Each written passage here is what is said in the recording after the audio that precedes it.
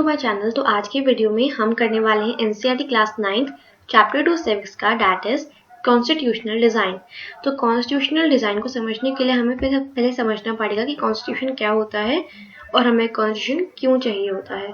तो कॉन्स्टिट्यूशन क्या होता है, जैसा कि हमें पता है कॉन्स्टिट्यूशन एक बुक है। It is set of written rules that are accepted by people, all the people, सभी पीपल को एक्सेप्ट करना है वो living together in a country.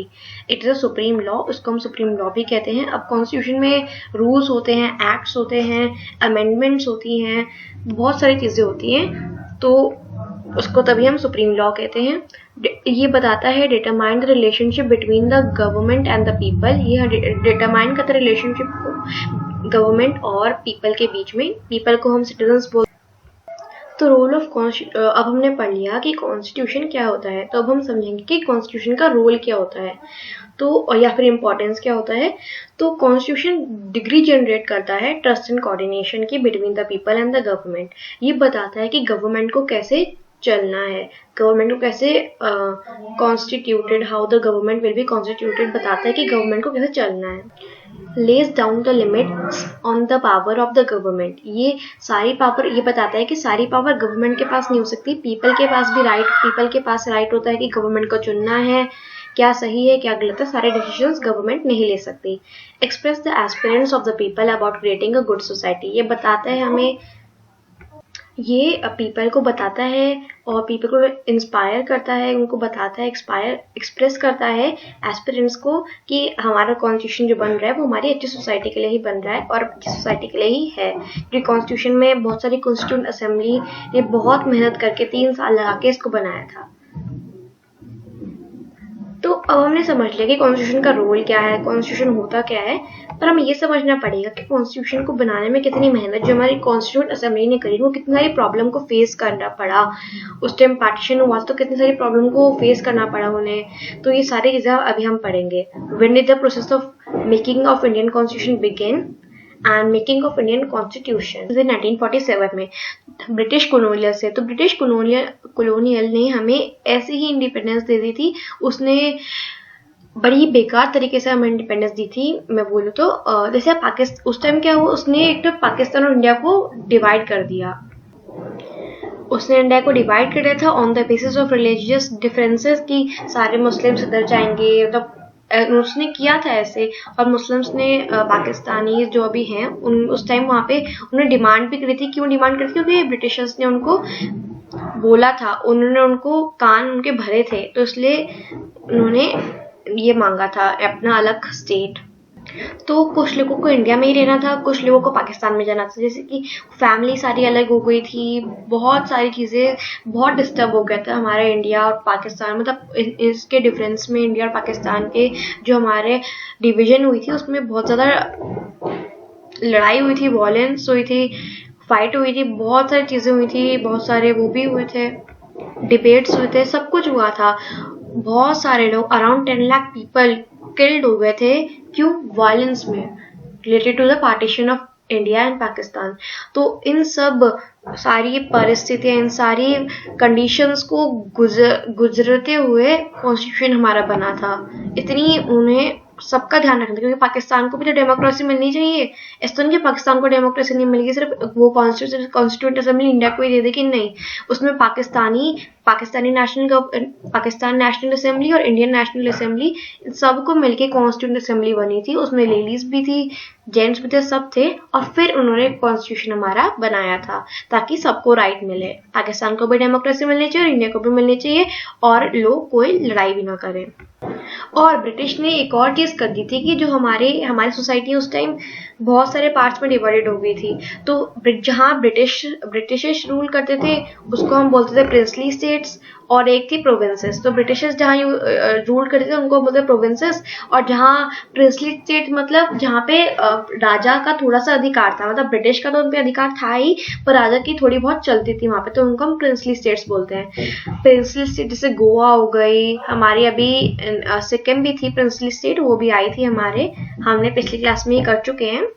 तो उसने क्या किया, ब्रिटिश ने, उसने क्या किया, उसने इन सब प्रिंसली स्टेट्स को बोल दिया कि आपका मन है, आपको अगर पाकिस्तान में जाना है पाकिस्तान में जाओ, अगर आपको इंडिया में जाना है तो आप इंडिया में जाओ। तो देखो, अगर आप देखोगे तो गोवा भी हमारे, अगर आप इंडिया का मैप देखोगे तो गोवा कहाँ पे है? अगर गोवा बाय चांस, वो तो हमारे कॉन्स्टिट्यूएंट असेंबली ने उन्हें एडवाइस दी, उन्हें सजेशन दिया, उन्होंने उनसे बोला कि आप इंडिया में ही रखो और मतलब इंडिया में रहना ही आपका ठीक रहेगा। अगर वो बाय चांस पाकिस्तान या फिर अपना कोई अलग किंगडम बनाने की सोचते तो इंडिया का मैप कैसा होता? इंडिया का मतलब अजीब सा ही होता, पूरी कोई बीच में कोई कंट्री आ जाती है, ऐसा कुछ हो जाता।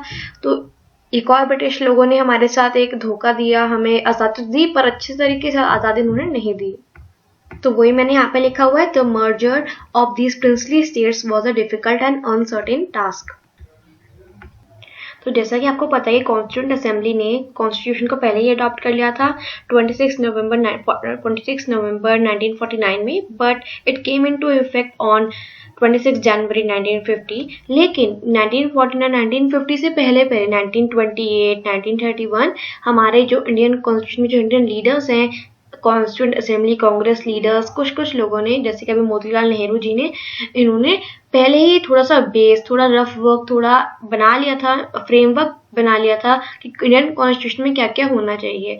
तो 1928 में Motilal Nehru and 8 other Congress leader drafted a constitution for India. इन्होंने अच्छे से ड्राफ्ट नहीं किया था, मतलब ऐसे बिल्कुल कंप्लीट फाइनल नहीं किया था, बस इन्होंने थोड़ा फ्रेमवर्क बनाना शुरू कर दिया कि हाँ, कॉन्स्टिट्यूशन में हमें ये चीज़ होनी चाहिए, जैसे कॉन्स्टिट्यूशन में सबको इक्वल राइट मिलने चाहिए, कोई डिस्क्रिमिनेशन नहीं होना चाहिए। तो इन्होंने ये सब करना अपने दिमाग में एक रफ स्केच बना के रखा था। और 1931 में the resolution at the Karachi session of the Indian National Congress dwelt on how independent Indian constitution should look like. तो 1931 में कराची सेशन में इंडियन नेशनल कांग्रेस ने सोच लिया था और चर्चा करी थी कि इंडिया का कॉन्स्टिट्यूशन कैसा होना चाहिए, कैसा दिखना चाहिए, ताकि सबको राइट मिले।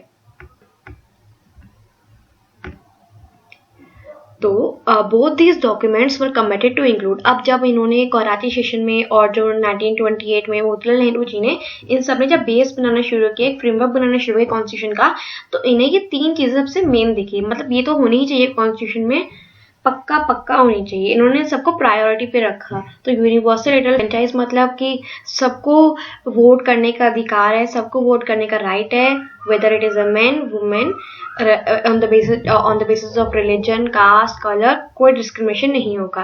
Right to freedom and equality, सबको फ्रीडम मिलेगी, सबको इक्वालिटी मिलेगी, कोई जजमेंट, कोई कास्ट सिस्टम, किसी से कोई जजमेंट नहीं होगी। Protection of rights of the minorities, SCs, STs, इन सब के राइट्स को प्रोटेक्ट किया जाएगा ताकि वो सोसाइटी में सेफली रहे और उन्हें कोई प्रॉब्लम ना हो, उन्हें कोई प्रॉब्लम फेस करने को ना मिले।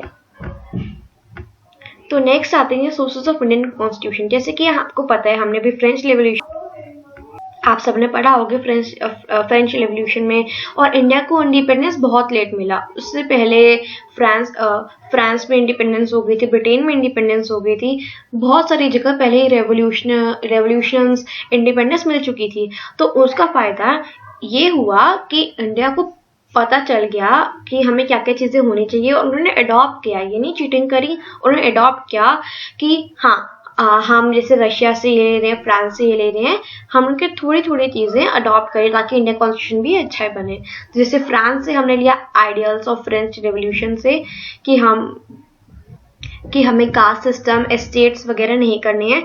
ब्रिटेन से हमने लिया कि पार्लियामेंट्री डेमोक्रेसी होनी चाहिए। यूएसए से लिया कि हमने बिल ऑफ राइट्स होने चाहिए। यूएसए से हमने लिया कि बिल ऑफ राइट्स तो होने चाहिए कॉन्स्टिट्यूशन में। रशिया से हमने सोशलिज्म लिया, और गवर्नमेंट ऑफ इंडिया एक्ट 1935 इन सभी चीजों से बना है। एंड अगर आपको पता ना हो तो इंडिया का कॉन्स्टिट्यूशन सबसे बड़ा और सबसे बेस्ट कॉन्स्टिट्यूशन माना जाता है। तो आप सबके लिए क्वेश्चन है, मैं इसका आंसर आपको नेक्स्ट क्लास में बताऊंगी। Where was the 1931 session of Indian National Congress held. तो आपके पास ऑप्शन है नागपुर, कराची, लखनऊ एंड दिल्ली। तो अगर आपको पता है तो आप आंसर कमेंट में बताना, नहीं पता तो मैं नेक्स्ट क्लास में आपको इसका आंसर जरूर बताऊंगी। तो तब तक के लिए bye bye, thanks for watching.